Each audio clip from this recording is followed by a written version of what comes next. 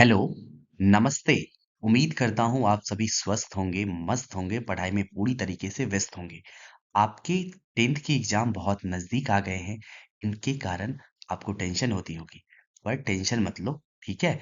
मैं आपके लिए एक अच्छी सी सीरीज़ लाया हूँ, जिनमें मैं कुछ क्वेश्चंस पिक करूँगा और उनके जितने भी पॉसिबल हो पाएँगे, उनसे रिलेटेड सारे मैं कॉन्सेप्ट आपको क्लियर करूँगा।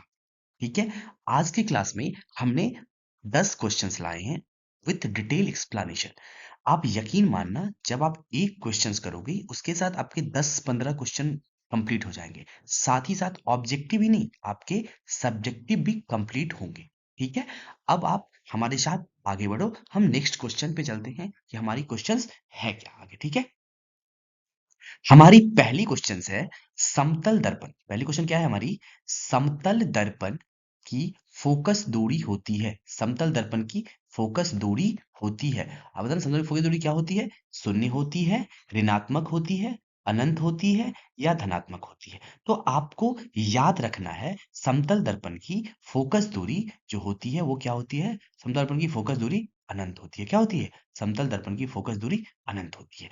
इनके मैंने एक्सप्लेनेशन, ये क्वेश्चन तो तैयार हो गई हमारी। अब मैं इसके आगे जो एक्सप्लेनेशन रखा हूं वो देखो मैंने किस सीक्वेंस में रखा है।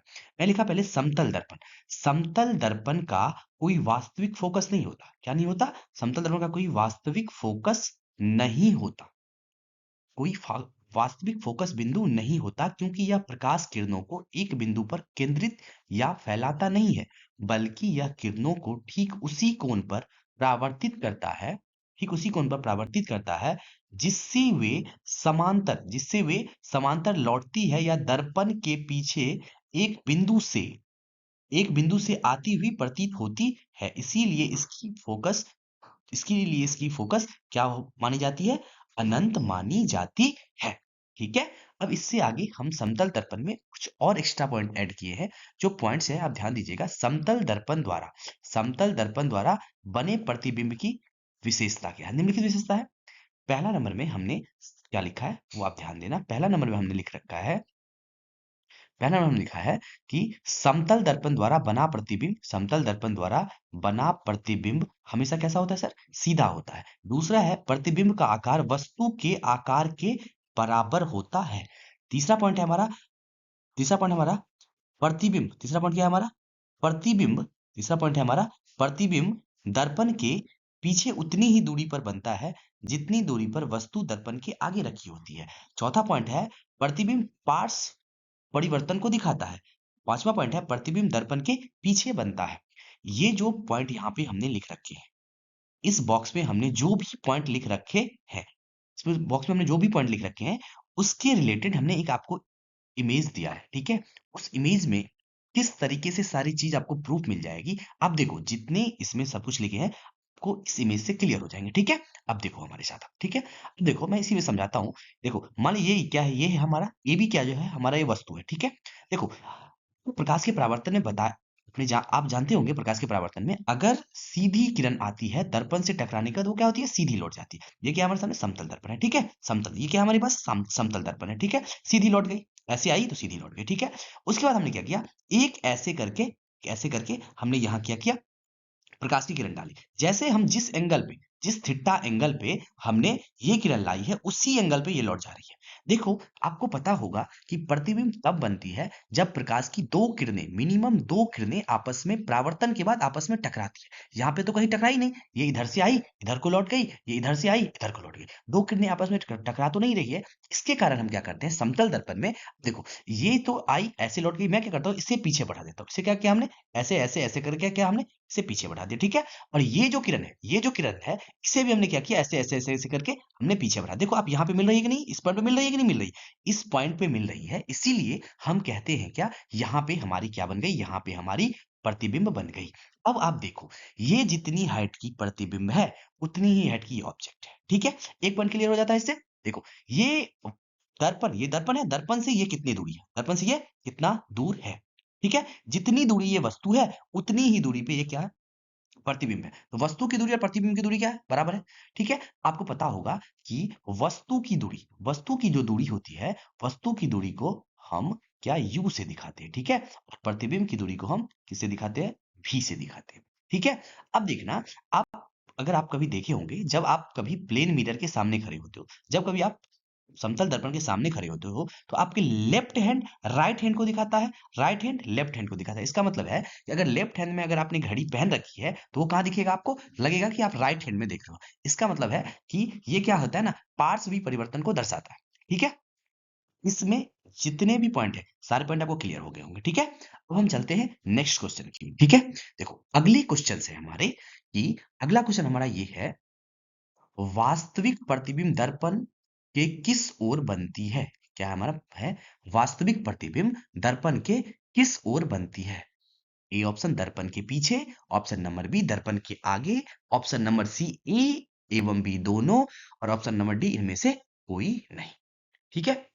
आप पहले पॉज करके सोचो, उसके बाद जवाब दो, ठीक है। अब हम क्या करते हैं, इस क्वेश्चन से रिलेटेड को सारे कॉन्सेप्ट क्लियर करते हैं, उसके बाद आप इसका जवाब देना, ठीक है। देखो यहाँ पे हमने लिख रखा है वास्तविक प्रतिबिंब। वास्तविक प्रतिबिंब क्या होता है, वह प्रतिबिंब जिसे पर्दे पर प्राप्त किया जा सकता है, उसे हम क्या कहते हैं, उसे हम वास्तविक प्रतिबिंब कहते हैं। और देखो वास्तविक प्रतिबिंब हमेशा दर्पण के सामने, बस दर्पण के सामने मतलब दर्पण के आगे, दर्पण के आगे बनता है, ठीक है। तो आप बताओ वास्तविक प्रतिबिंब कहाँ, वास्तविक प्रतिबिंब दर्पण के किस ओर बनता है, दर्पण के पीछे, दर्पण के आगे, तो कहाँ बनता है सर, दर्पण के आगे बनता है। कहाँ बनता है, दर्पण के आगे बनता है। अब देखो आपको पता होना चाहिए प्रतिबिंब कितने प्रकार के होते हैं, प्रतिबिंब दो प्रकार के होते हैं। पहला हमने लिख रखा है वास्तविक प्रतिबिंब, और दूसरा लिख रखा है हमने काल्पनिक प्रतिबिंब, ठीक है। काल्पनिक प्रतिबिंब किसे कहते हैं, किसी बिंदु स्रोत से आती किरणें परावर्तन के बाद जिस बिंदु से आती हुई प्रतीत होती है, उसे उस बिंदु का क्या कहते हैं, काल्पनिक या आभासी प्रतिबिंब कहते हैं, ठीक है। काल्पनिक प्रतिबिंब से रिलेटेड कुछ हमने दो पॉइंट यहाँ पे लिख रखे हैं, ध्यान से देखना। लिखा है काल्पनिक प्रतिबिंब, काल्पनिक प्रतिबिंब इसे पर्दे पर प्राप्त नहीं किया जा सकता है, लेकिन याद रखना वास्तविक प्रतिबिंब को पर्दे पर प्राप्त किया जा सकता है, यह हमेशा सीधा होता है, ठीक है। यहाँ पे हमारी तरफ से आप एक इंपॉर्टेंट बातें याद रखना, अगर जो प्रतिबिंब काल्पनिक है, जो प्रतिबिंब काल्पनिक है वो हमेशा क्या होती है, सीधी होती है, और जो वास्तविक है वो हमेशा क्या होती है, उल्टी होती है, ठीक है। अगला पॉइंट लिखा है काल्पनिक प्रतिबिंब समतल दर्पण या उत्तल दर्पण में बनता है, लेकिन देखो उत्तल दर्पण में तो हमेशा काल्पनिक प्रतिबिंब बनती है, समतल दर्पण में क्या बनती है, काल्पनिक प्रतिबिंब बनती है, ठीक है। अब देखो मैं कुछ बता, लेकिन एक बात ध्यान रखना आप, एक कंडीशन ऐसा है जहां अवतल दर्पण में भी क्या होते हैं, काल्पनिक प्रतिबिंब बनती है, ठीक है। अब देखो ये पॉइंट क्लियर हो गए, यहाँ पे जो लिखा है हमने वो क्लियर हो गया। उसका देखो आपके एग्जाम में पूछे जाते हैं सब्जेक्टिव में वास्तविक प्रतिबिंब और काल्पनिक प्रतिबिंब में क्या करें, अंतर बताए। तो आपको अंतर में कैसे लिखना है, यह तब बनता है जब प्रकाश की किरणें वास्तव में प्रतिच्छेद करती है, ये लिखो। या ऐसे लिख सकते हो, यह किरणों के वास्तविक कटान से बनता है, और ये लिख सकते हो, यह किरणों के काल्पनिक कटान से बनता है, ठीक है। इसमें अगला पॉइंट है, इसे पर्दे पर प्राप्त कर सकते हैं और काल्पनिक प्रतिबिंब को पर्दे पर प्राप्त नहीं कर सकते हैं।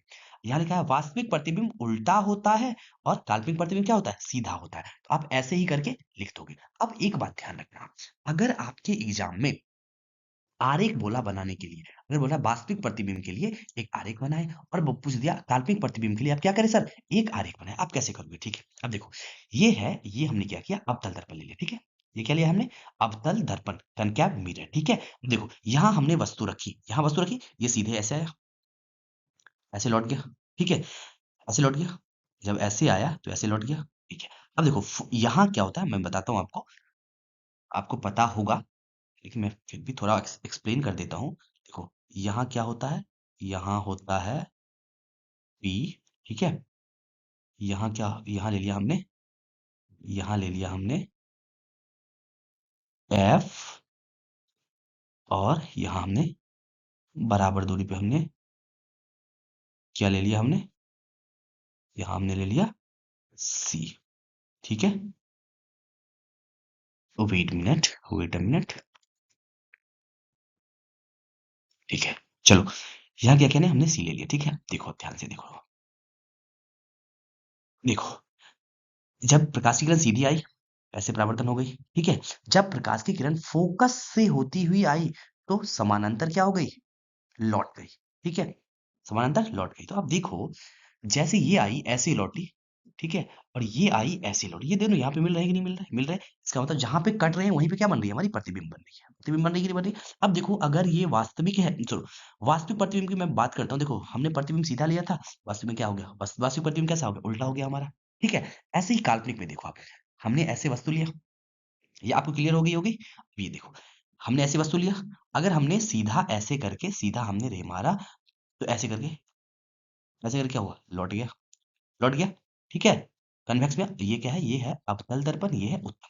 ठीक है, लौट गया। अब हमने क्या किया, एक ऐसे करके मैंने पी पे मारा। पी किसको बोलते हैं सर, ध्रुव को बोलते हैं। पी किसको बोलते हैं सर, ध्रुव को बोलते हैं। ठीक है, तो ऐसे ही पी पे मारे, इतने ही एंगल पे ये क्या हुआ, लौट गया। तो कहीं भी मिल, तो दोनों जो रे परावर्तन हुई, ये इधर चली गई और ये इधर, कहीं तो मिली नहीं। हमने क्या किया, इसे आगे बढ़ा दिया, इसे हम यहाँ तक आगे बढ़ा दिया, और हम इसे भी क्या किया, ऐसे करके पीछे बढ़ा दिया। तो यहाँ पे मिल रहा है कि नहीं मिल रहा, तो यहाँ पे कौन सी प्रतिबिंब बन रही है, आभासी प्रतिबिंब या काल्पनिक प्रतिबिंब बन रही है। ठीक है, देखो वस्तु सीधी है, तो प्रतिबिंब भी कैसी मिली हमें, सीधी मिली। मतलब कह सकते हैं काल्पनिक प्रतिबिंब हमेशा क्या होता है सर, सीधा होता है, और वास्तविक प्रतिबिंब हमेशा क्या होता है सर, उल्टा हो। ठीक है, कोई दिक्कत, कोई परेशानी। ठीक है, अब ऐसे ही आप ये चीज समतल दर्पण में, ये जो है काल्पनिक प्रतिबिंब जो बनती है वो समतल दर्पण में बनती है, वो भी हम यहाँ पे आपको दिखा दिए। ठीक है, देखो यहाँ पे बोतल रखा, हमने एक किरण ऐसे मारी, ऐसी लौट गई, फिर दूसरी भी मारी, ऐसी लौट गई। ठीक है, यहाँ से फिर हमने ऐसे मारा, ये भी लौट गई, ये ऐसे मारा, ये भी लौट गई। ठीक है, देखो लौटने के बाद, अगर प्रकाश की किरणें लौटने के बाद कहीं मिलेगी, तो जाके वहां प्रतिबिंब बनता है। लेकिन यहाँ पे कहीं मिल नहीं रही है, तो हमने क्या किया, इसे भी पीछे बढ़ा दिया, और इसे भी हमने क्या किया, पीछे बढ़ा दिया। ठीक है, जहां पे ये दोनों मिल रहे हैं, तो हमने कहा क्या कहा, यहाँ पे हमारी प्रतिबिंब बन रही है। ठीक है, उम्मीद करता हूं यहां तक सारे कॉन्सेप्ट आपको क्लियरली समझ में आए होंगे।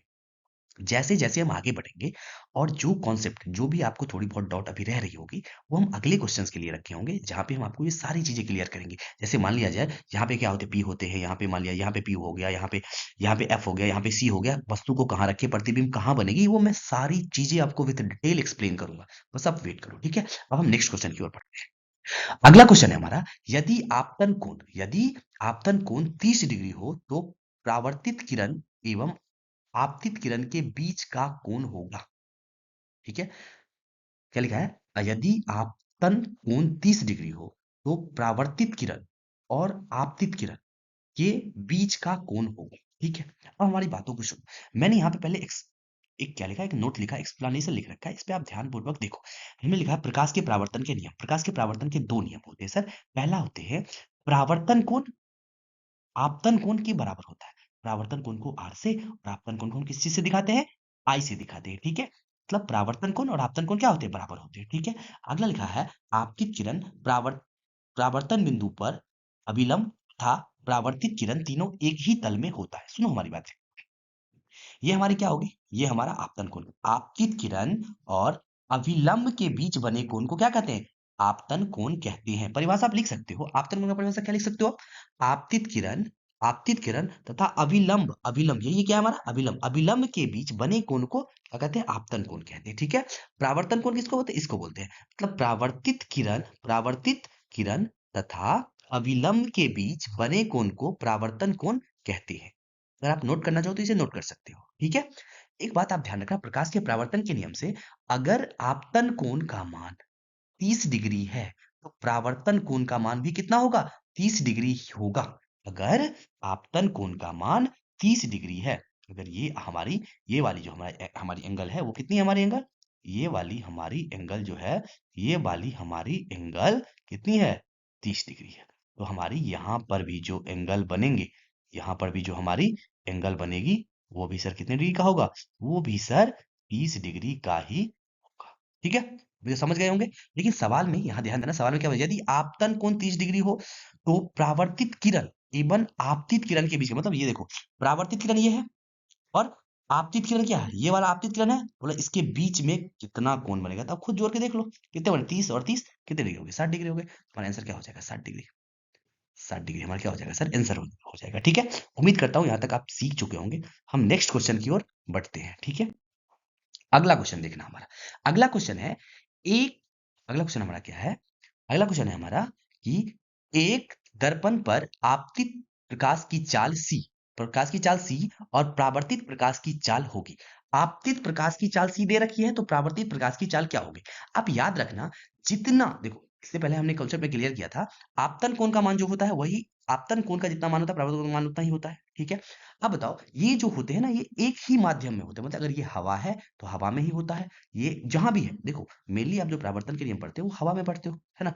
एक समतल पर कहीं पे रख दिया, वहां पे लाइट मार के देखा, परावर्तन हो रहे हैं कैसे हो रहे हैं वो हम देखते हैं, ठीक है। अब लेकिन इस जो पार्टिकुलर क्वेश्चन है, अगर सी चाल से आपतित किरण सी चाल से आ रही है तो परावर्तित किरण भी क्या होगी, सी चाल से ही लौटेगी। किस चाल से लौटेगी सर? परावर्तित किरण भी हमारी किस चाल से लौटेगी? परावर्तित किरण भी हमारी सी के ही चाल से लौट जाएगी, ठीक है। इस बात को आप ध्यान देंगे, जिस चाल से आएगी उसी चाल से क्या होगी, लौट जाएगी, ठीक है। अब हम नेक्स्ट क्वेश्चन, उम्मीद करता हूँ ये यहाँ तक समझ गए होंगे। हम नेक्स्ट क्वेश्चन पे चलते हैं। मेरा पांचवा क्वेश्चन है, चार क्वेश्चन हमने कर लिए, पांचवा क्वेश्चन है, गोलीय दर्पण में कार्तीय कार्तीय चिन्ह परिपाटी के अनुसार मूल बिंदु लिया जाता है। देखो पहले क्या करो, पहले मैं बताता हूँ, पहले आपका जो आंसर है मैं पहले वो आंसर टिक करता हूँ। किसको लिया जाता है? ध्रुव को लिया जाता है। किसको लिया जाता है सर? ध्रुव को लिया जाता है। किसको लिया जाता है? ध्रुव को लिया जाता है। किसको लिया जाता है? ध्रुव को लिया जाता है, ठीक है। देखो लेकिन हमने क्या किया है, यहाँ पे एक्सप्लेनेशन डाल रखा है। एक्सप्लेनेशन में हमने क्या लिखा है वो ध्यान पूर्वक आप सुनना। लिखा है गोलीय दर्पण के लिए, क्या लिखा है? गोलीय दर्पण के लिए कार्तीय चिन्ह परिपाटी, गोलीय दर्पण से परावर्तन के लिए कार्तीय चिन्ह परिपाटी का प्रयोग किया जाता है। इसका प्रयोग किया जाता है, कार्तीय चिन्ह परिपाटी का प्रयोग किया जाता है। इसमें दर्पण के ध्रुव P को मूल पर मानते हैं। ध्रुव को क्या मानते हैं? मूल पर मानते हैं। मतलब कोई भी जो हम, मतलब कहीं की दूरी है जो हम नापेंगे, कहाँ से नापेंगे? ध्रुव से नापेंगे, ठीक है। आगे लिखा है दर्पण के मुख अक्ष को निर्देशांक पद्धति का एक्स अक्ष कहते हैं। दर्पण के मुख अक्ष को क्या कहते हैं? दर्पण के दर्पण के मुख अक्ष को निर्देशांक पद्धति का एक्स अक्ष कहते हैं। नहीं समझ में आए होंगे, मैं समझाता हूँ एक पल के लिए, ठीक है। एक मिनट देखो, अगर मान लिया जाए एक पल के लिए ये हमारी क्या हो गई, ये हमारी दर्पण हो गई, ठीक है। मैं एक पल के लिए मैं अवतल दर्पण की बात कर लेती हूँ, ये हमारी कौन सी दर्पण होगी? हाँ, ठीक है। मैं यहाँ पे क्या करता हूँ, थोड़ा सा इसे रजित कर देता हूँ कि आपको समझ में क्लियर आ जाए। एक मिनट देखो, यहाँ से हम क्या करते हैं, एक बार इसे ऐसे ऐसे करके क्या कर देते हैं, एक मिनट एक मिनट, चिल लगा लो आपका, ठीक है। ऐसे पेन रहते हैं, समझ जाओगे। ऐसे ऐसे करके क्या रहते हैं सर? पेंट रहते हैं, ठीक है। ऐसे करके क्या रहते हैं? पेंट रहते हैं, ठीक है। एक साइड रजित क्या रहता है अवतल दर्पण में, ठीक है। देखो समझ जाओगे आप। देखो यहाँ पे देखो, ये बीच से क्या होता है ना, एक ऐसी रेखा आती है, एक ऐसी रेखा आती है। इसे ही हम सर क्या बोलते हैं? इसे ही हम बोलते हैं प्रधान अक्ष। इसे क्या बोलते हैं? प्रधान अक्ष, ठीक है। इसे हम क्या बोलते हैं? प्रधान अक्ष या मुख्य अक्ष। तो यहाँ पे क्या होते हैं? यहाँ पे हो जाती है, यहाँ पे होती है पी, जिसे हम क्या बोलते हैं? इसे हम ध्रुव बोलते हैं। फिर बीच में आ जाते हैं एफ, फिर उसके बाद क्या आ जाती है सी, ठीक है। वो हम आगे डिटेल में डिस्कस करेंगे, ठीक है।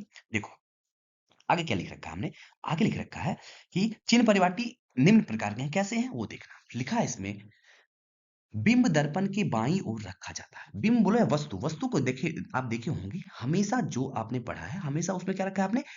बाईं हाथ में बाईं साइड रखा है, ठीक है। तो आप देखो, अगर मान लिया जाए बिंब को क्या रखे हैं? बाईं, अतः यू का मान सदैव धनात्मक होता है। मतलब समझाता हूं मैं इसका, अगर आप निर्देशांक ज्यामिति थोड़ी बहुत पढ़े हैं, आप ये बता सकते हो, इजीली बता सकते हो। देखो देखो, एक मैंने यहां से ऐसे करके लाइन ड्रॉ कर दिया, ठीक है। आपको पता इधर एक्स होता है और इधर क्या होता है? एक्स। इधर क्या हो जाता है सर? एक्स डैश हो जाता है, ठीक है। ऊपर क्या हो जाता है? ऊपर हो जाता है, ऊपर हो जाता है वाई, और नीचे क्या हो जाता है सर? वाई डैश ले लेते, क्या ले लेते सर? वाई डैश ले लेते, ठीक है। आपको पता होगा इधर जो भी रहते हैं, मतलब ये मूल बिंदु से इधर जो भी होते, इस साइड जो भी होते हैं, वो सब कुछ हम किस में लेते हैं सर? सब कुछ हम प्लस में लेते हैं, ठीक है। इधर सब कुछ हम किस में लेते हैं सर? माइनस में। ऊपर सब कुछ हम किस में लेते हैं? ऊपर सब कुछ में हम किसमें लेते हैं? प्लस में। और नीचे सब कुछ किसमें लेते हैं हम सर? माइनस में लेते हैं, ठीक है। यहाँ तक सही है। देखो अब इसमें लिखा है बाईं ओर रखते हैं, तो पता बाईं ओर जो भी दूरी होगी वो किसमें होगी? माइनस में होगी कि नहीं होगी? बाईं ओर की दूरी हमेशा किसमें होगी? माइनस में होगी।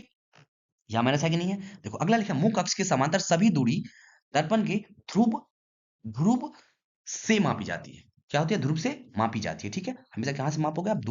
यहाँ से मापोगे, ठीक है। एक बात ध्यान रखना है आप, अगर मान लिया जाए एक पल के अगर मैं वस्तु यहाँ रखता हूँ, ठीक है। यहाँ मैं एक पल के लिए, यहाँ मैं क्या रखता हूँ?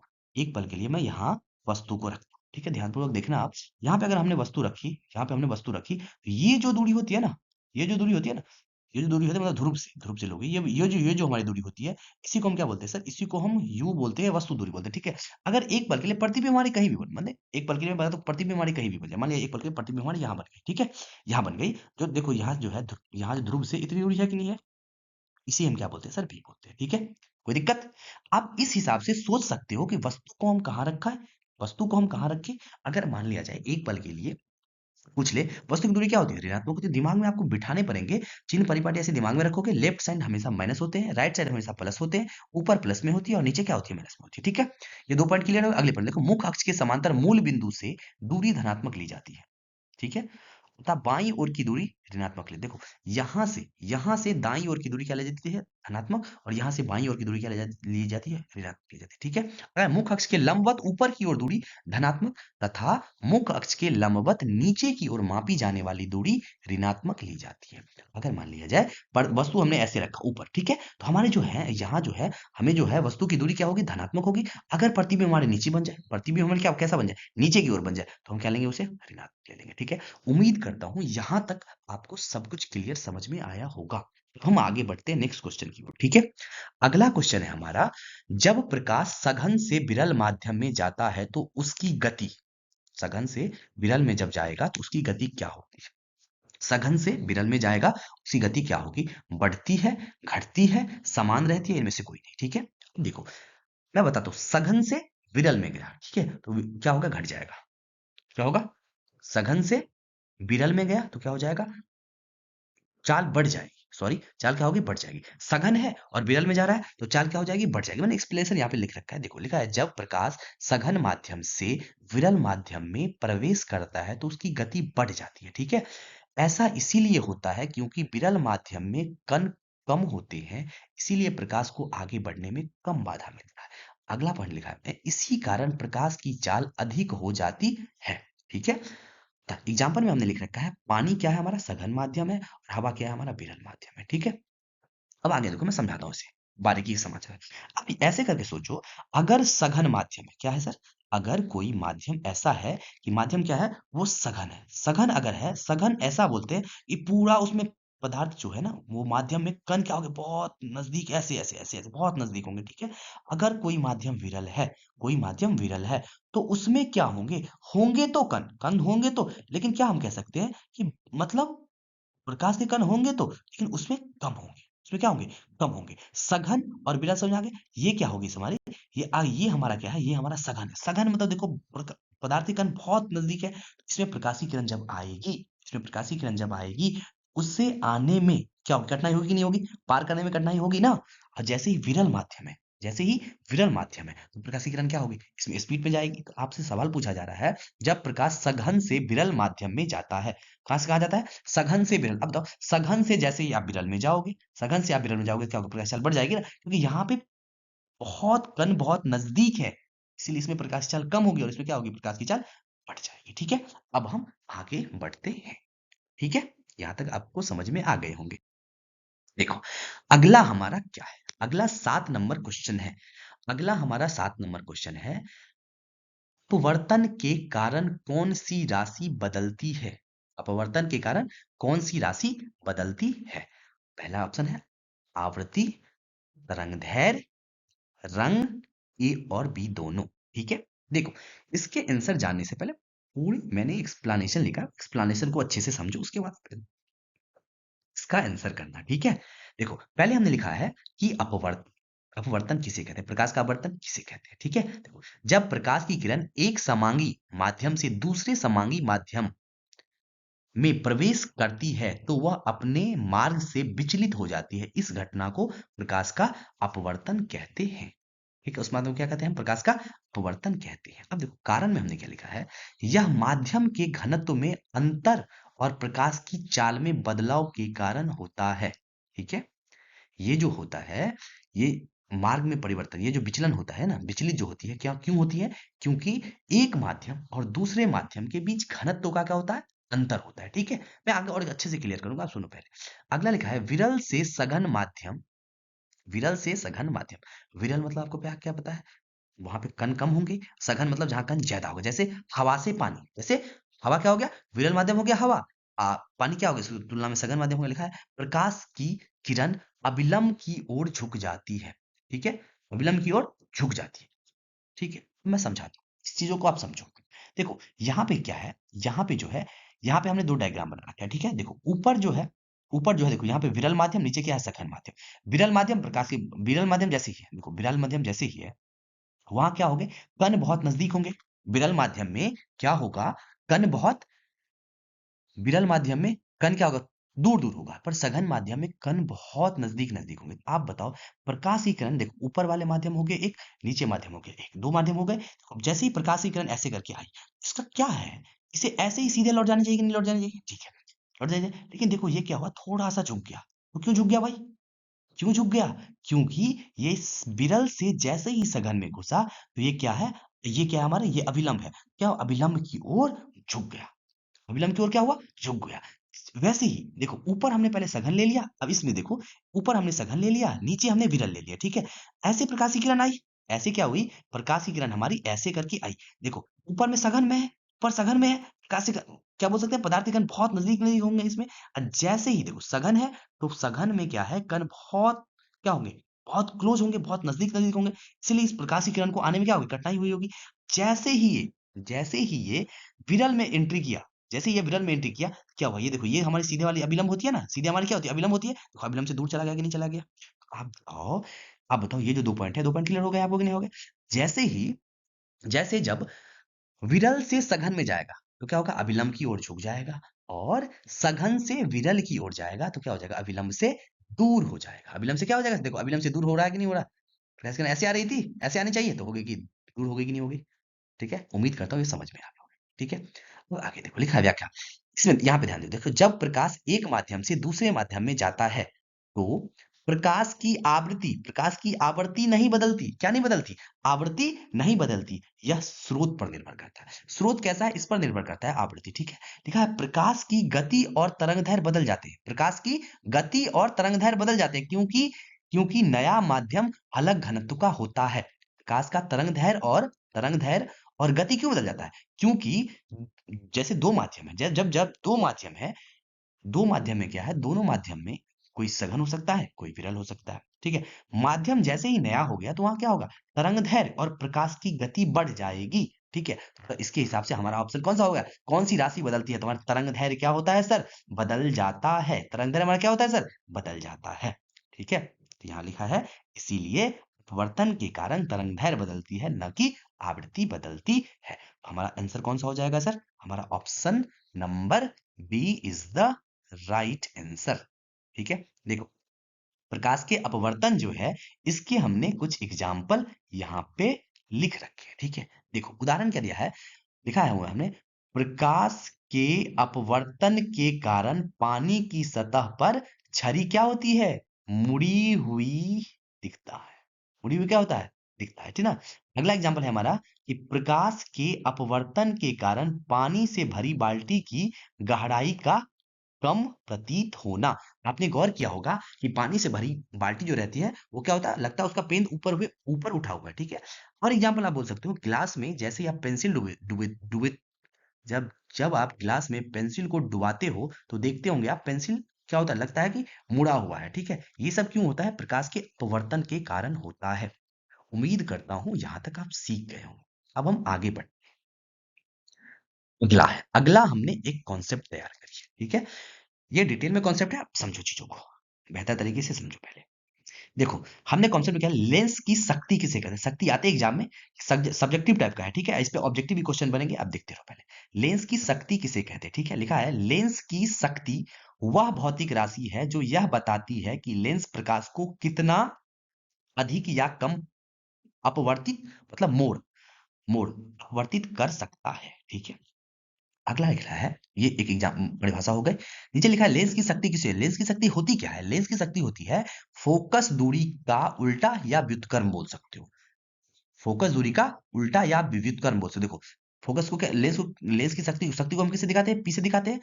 तो क्या होता है 1/f, मतलब ये बोल सकते हैं फोकस का व्युत्क्रम, मतलब फोकस होगा तो f होगा, व्युत्क्रम मतलब उल्टा होता है ना, मतलब इसीलिए हम क्या लिखा है 1/f, जहां p क्या है, शक्ति है। शक्ति को किसमें मापते हैं सर, डायोप्टर में मापते हैं। किसमें मापते हैं, डायोप्टर में मापते हैं।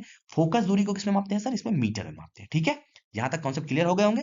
अब आगे देखो, यहाँ लिखा है किसी लेंस की शक्ति बताती है कि वह लेंस कितना शक्तिशाली है, मतलब प्रकाश की किरण को कितना मोड़ सकता है। ठीक है, लिखा है यहाँ नीचे लिखा है जितनी शक्ति अधिक उतना कम फोकस दूरी। अगर शक्ति अधिक होगी सर फोकस दूरी क्या होगी, कम होगी।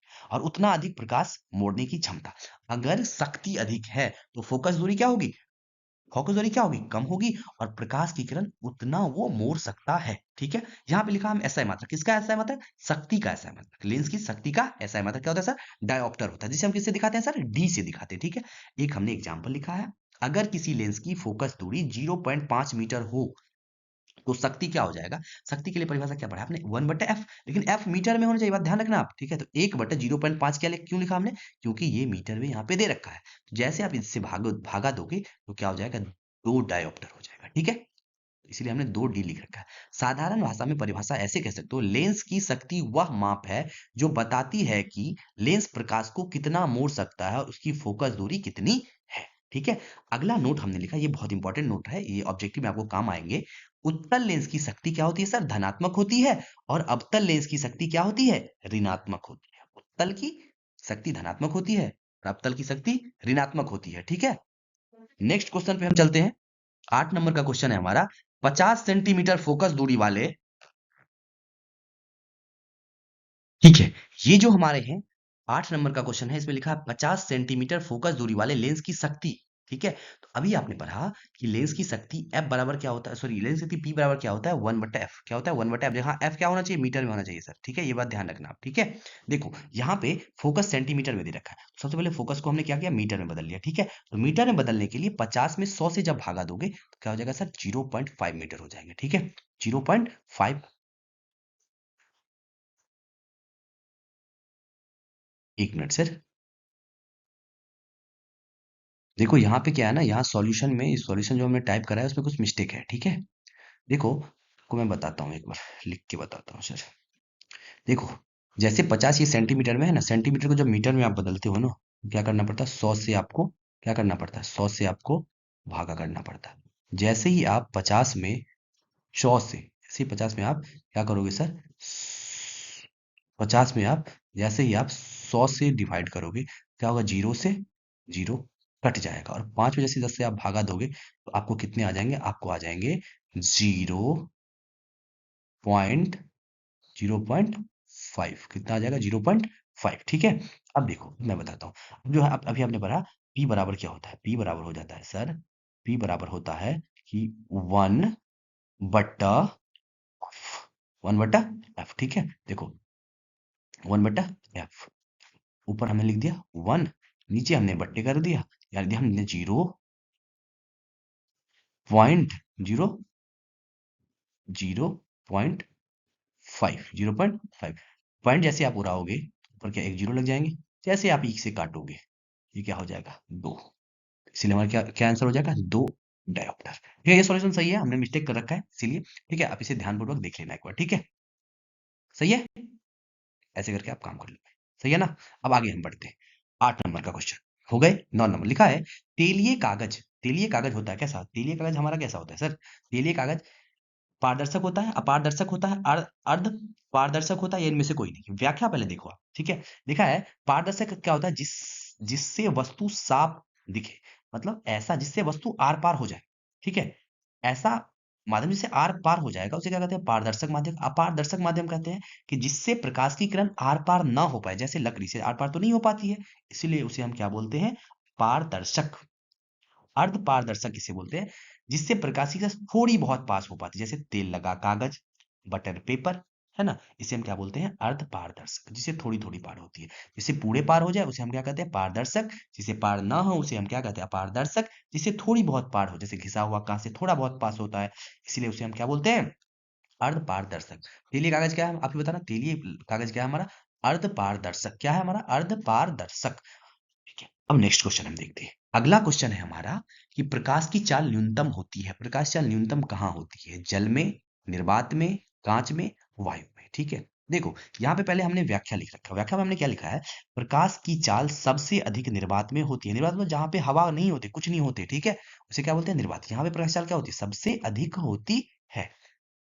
यहाँ है जब प्रकाश विभिन्न माध्यमों से गुजरता है तो उसकी गति कम होती जाती है। यहाँ पे हमने एक सीक्वेंस लिखा है, गति का क्रम। अधिक से सबसे अधिक कहाँ होता है सर?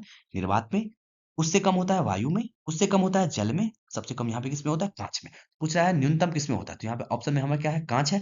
हमारा ऑप्शन कांच है, तो हम क्या ऑप्शन लगाएंगे सर? ऑप्शन हम लगा देंगे कांच। क्या लगाएंगे? कांच हम लगा देंगे ऑप्शन, ठीक है। उम्मीद करता हूं ये जो हमने 10 क्वेश्चंस कराए हैं, ये आपको बहुत अच्छे तरह से क्लियर तरीके से समझ में आया होगा। आपने देखा होगा कि मैंने हर एक क्वेश्चन को विद डिटेल एक्सप्लेन करा है ना? उम्मीद करता हूं कि आपको एक भी कॉन्सेप्ट में दिक्कत नहीं आए होंगे, ठीक है?